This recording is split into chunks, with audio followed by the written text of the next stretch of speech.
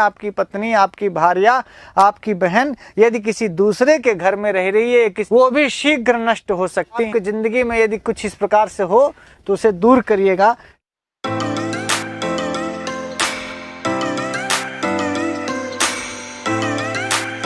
अर्थात कौन कौन नष्ट हो सकते हैं, कब नष्ट हो सकते हैं, किस परिस्थिति में नष्ट हो सकते हैं। तो चाणक्य नीति का यह श्लोक पढ़िएगा और आपकी जिंदगी में यदि कुछ इस प्रकार से हो तो उसे दूर करिएगा। चाणक्य ने कहा, जो नदी के किनारे वृक्ष हैं, तो जब कभी नदी बढ़ेगी, नदी का प्रवाह तेज होगा, नदी में बाढ़ आएगी, आषाढ़ सावन में नदी में बहुत तेज पानी बहेगा, तो नदी के किनारे के वृक्ष शीघ्रम नश्यन्ति असंशयम, शीघ्र ही नष्ट हो जाएंगे, इसमें कोई शक नहीं। नदी का बहाव बढ़ेगा, प्रवाह बढ़ेगा, तो नदी के किनारे की मिट्टी कटेगी, मिट्टी कटेगी तो उनकी जड़ दिखेगी, और जड़ जैसे ही खत्म होगी पेड़ की, तो फिर वो पेड़ गिर जाएगा, नष्ट हो जाएगा। तो नदी तीरे दूसरे के घर में आपकी कामिनी है, आपकी प्रियतमा है, आपकी पत्नी, आपकी भार्या, आपकी बहन यदि किसी दूसरे के घर में रह रही है, किसी दूसरे के घर जा रही है, किसी दूसरे के घर में 2 महीने, 4 महीने, 6 महीने, साल भर रह रही है, तो मीठा जहर ये ध्यान देने की बात है। तो उसके साथ भी शीघ्रम नश्यन्ति असंशयम, वो भी शीघ्र नष्ट हो सकती हैं। अब कामनी के नष्ट होने की बात समझ गए हो ना? हाँ, बहुत डिटेल करने की कोई जरूरत नहीं, बाकी समझ लो। ऐसे राजा जो मंत्र से हीन हो, मंत्री ना हो, जिनके पास मंत्रणा देने वाले ना हो, सलाह देने वाले ना हो, अच्छे लोग ना हो।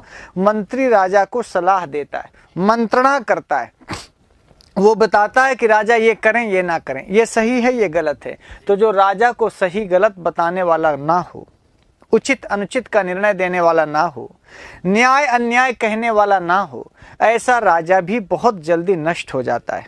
और नदी के किनारे जो वृक्ष हैं, वो नदी की बाढ़ में, आषाढ़ सावन की बाढ़ में, नदी के प्रवाह में वो वृक्ष भी बह जाते हैं। और दूसरे के घरों में रखी गई स्त्रियां, दूसरों के घर में जाने वाली स्त्रियां, या दूसरों के घर में निवास करने वाली स्त्रियों का भी सतीत्व दूषित हो जाता है। वो पतिव्रता नहीं रह सकती हैं, उनके साथ भी कुछ गलत हो सकता है, कुछ गड़बड़ हो सकता है।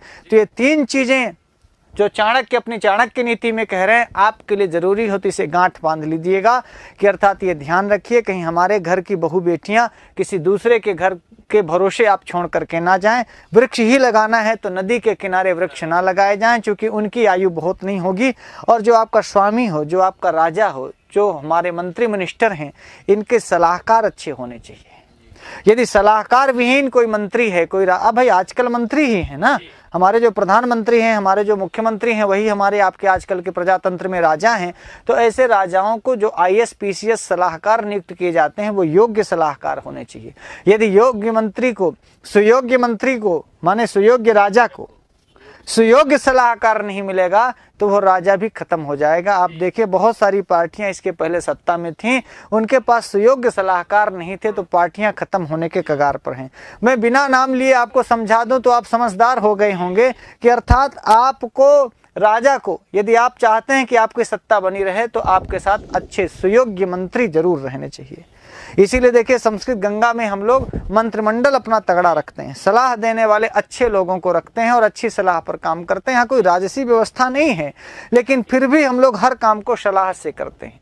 एक दूसरे के परामर्श, बैठक, मंत्रिमंडल हम लोग बैठ करके निर्णय लेते हैं, तब फिर कोई कदम आगे बढ़ाते हैं उसकी अच्छाई बुराई पर। तब